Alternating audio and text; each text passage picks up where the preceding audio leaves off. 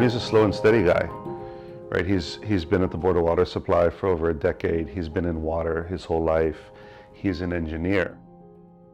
He is somebody who is very cautious and moves very deliberately to run a municipal water system the way he has. It's been an amazing experience to be able to follow someone who, for years, even before this crisis, really was a leader when we had no leaders surrounding the Red Hill facility. What are the most important things that a leader does? Number one is protect your people. You keep them safe from harm. That's exactly what Ernie was doing. He was a sole voice raising concerns about the obvious risk to our water, to our island, to our ways of life that was being posed by the facility. I think it was December of 2021 where he came out to talk about all the different facets of what the Board of Water Supply was facing, and then he choked up. I think at that point humanized what was happening and gave a voice really to the water in a way that no one had done.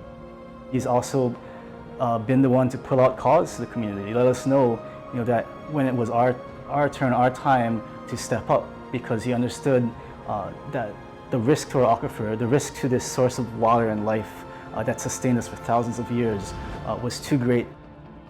I don't think he ever saw himself in that kind of leadership role where he would be invited to come and march with the community. He would have never expected himself to be honored in this way. He's realized that he has to be out there in the community, standing shoulder to shoulder with us, leading us in our march to the footsteps, the doorsteps of the Naval Facilities Command. I was on a conference call and I said, Ernie, this is going to be a national story by the end of the week. Like, get ready. Like, everyone's going to want to talk to you. This is a big deal. And the next day, CNN had it. And then the day after that, Washington Post had it. And the day after that, and it just rippled through. And then all the national networks came. I mean, we worked the worldwide voyage, right? And we had 4 billion media impressions. And Ernie eclipsed that in like 2 weeks. You see him in board meetings and neighborhood board meetings and stakeholder meetings at night. He's here all day. He absolutely puts all of himself into this. But I think it's also really important to note that Ernie exemplifies the way at which we need to protect this place.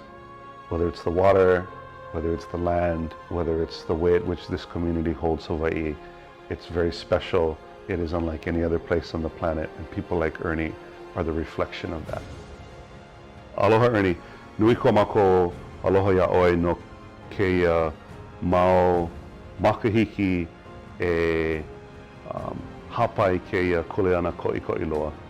And all I said was, Ernie, we have so much aloha for you, all of us, for your taking this up for all these years and in this very important task.